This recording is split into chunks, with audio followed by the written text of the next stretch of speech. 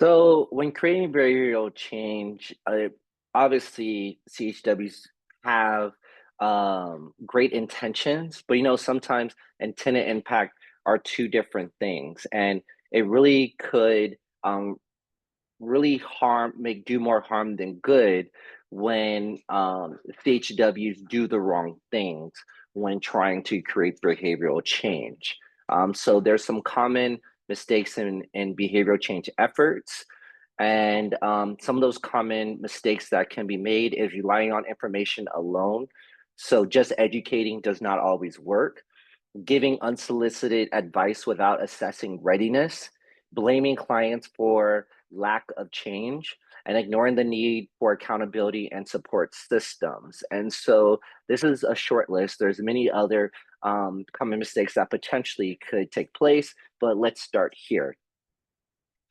And so when we think about relying on information alone, the mistake is that many assume that if people know the health risk of behaviors, they will automatically change.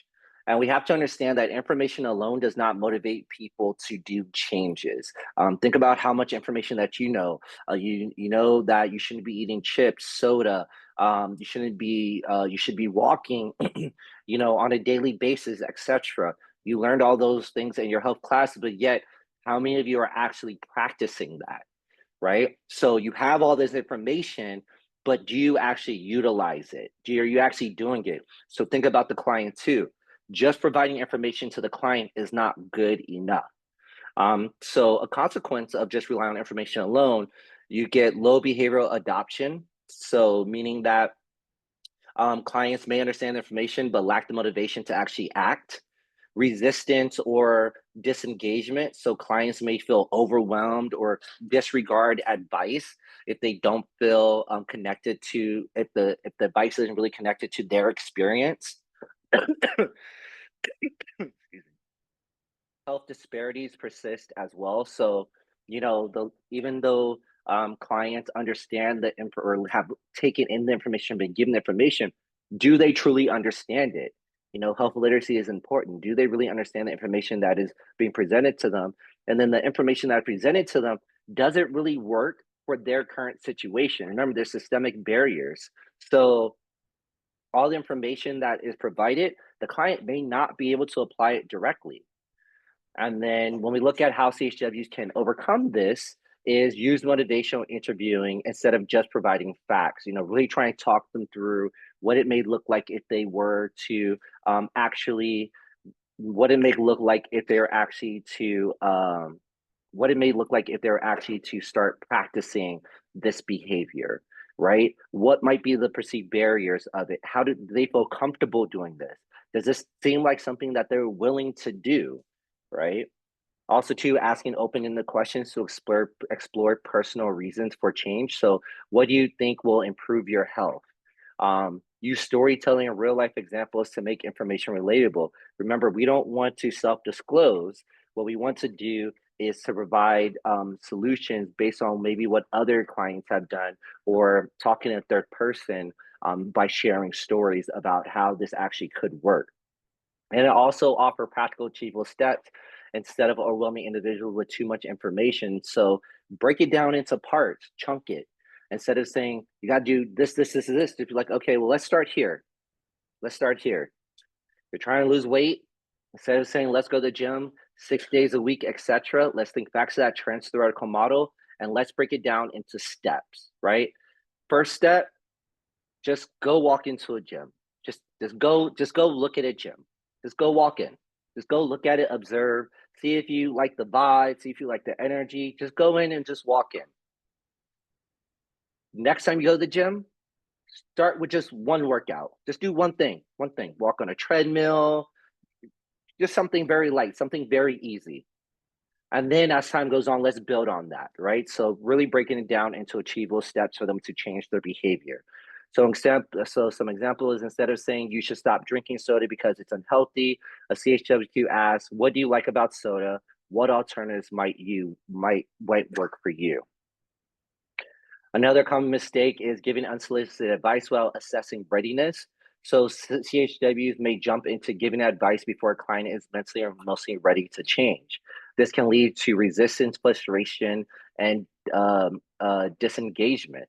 So if the client doesn't want to change or is not ready to even tackle that, then focus on other things first, potentially, or once again, baby step them into that. And we have to think about the trans-theoretical model or the stages of change model, where some people are in the part where they're not thinking about it at all. So you cannot go from not thinking about it to boom, action, right? There's steps in between. Client wasn't thinking about, you just introduced something to a client that you just pointed out and highlight, like, look, this could be a problem. So the next step is now getting the client to actually think about it, and then the client thinks about it and they're like, you know what, I think I am ready to make that change. And then now you want to prepare and do research with the client. Then you take the act, then the client's taking the action. Then once again, you got to be there to support them through that maintenance phase where they may be struggling. And then eventually that just becomes who the client is. But remember, there's steps between from not thinking about it to just taking action. So we have to recognize that as well. Some of the consequences of all of this would be increased resistance. So a pushback, or they may feel judged, or something along those lines. And then what ends up happening? A missing opportunity. So this could have been an opportunity to really help and guide the client into positive behavioral change. But instead, the client's now resistant and doesn't want to listen. The client also go through emotional shutdown because they feel pressured or embarrassed or misunderstood, leading to avoidance of health services. And then how can a CHW overcome this is really assess readiness to change by using the trans-theoretical model. Really understanding, okay, where exactly in this stage of change is this client? You know, have they already started doing some research? Are they ready to make the change? Or are they at the stage where they're not thinking about it at all? Or have they tried this before and it just didn't work? Right? It's up to the CHW to really understand what level is the client really at. So instead of pushing advice, ask the client what they think about making a change. Use reflective listening. So it sounds like you're unsure about quitting smoking right now. What concerns do you have? So what the client says, you reflect it back to them. And also help clients set small, realistic goals when they feel ready. So instead of saying you need to exercise more, CHW can say, on a scale of 1 to 10, how ready do you feel to add more movement to your day? Another issue too is blaming the client for lack of change. So some common mistakes is when a client struggles to change, it can be tempting to assume that they are not trying enough. Like they don't want to change. They're just wasting time. They're wasting resources. But remember that we have social, economic, psychological barriers, all that impact a person's change, right?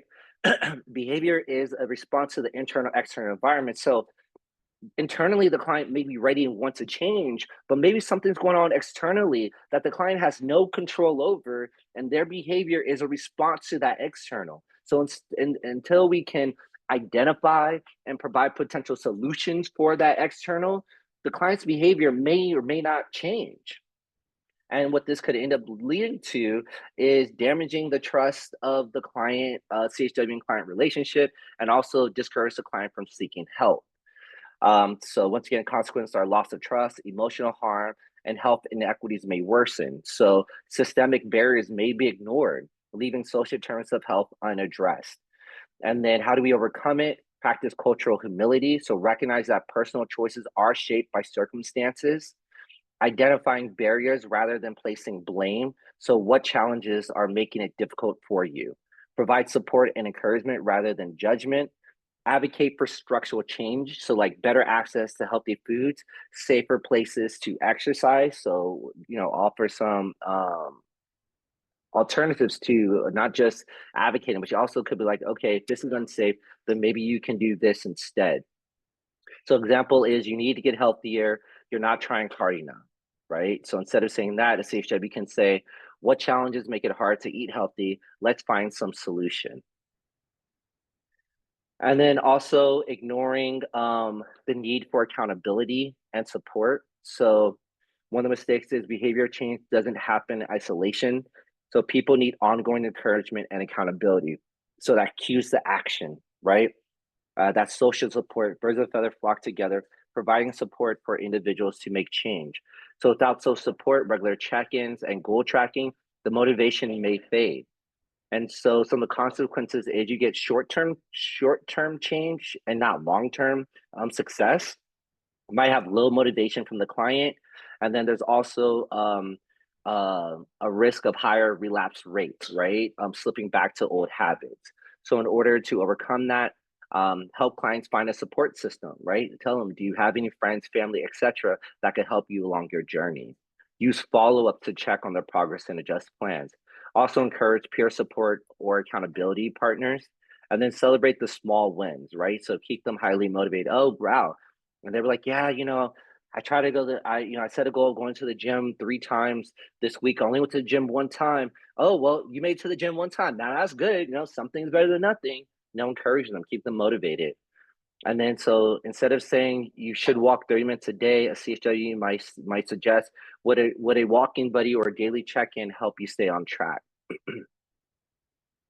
And so just understanding that as a whole, when we talk about the common mistakes of behavioral change, um, really you need to understand that in order to create behavioral change, it requires motivation, support, and readiness for the client. Um, and when CHWs do not practice this or really pay attention, right? Intent and impact are two different things. You may have intent to do something, but impact is completely different. The intent may be to help the client make the change, but when it is practiced incorrectly, it could lead to poor health outcomes, mistrust in the healthcare, increased health disparities, and wasted resources. So CHW can be effective change agents by using motivational interviewing, assessing readiness to change, recognizing barriers, and encouraging support system accountability. By avoiding common mistakes or behavioral change common mistakes, CHW can empower individuals and community to make meaningful and lasting health and health improvements.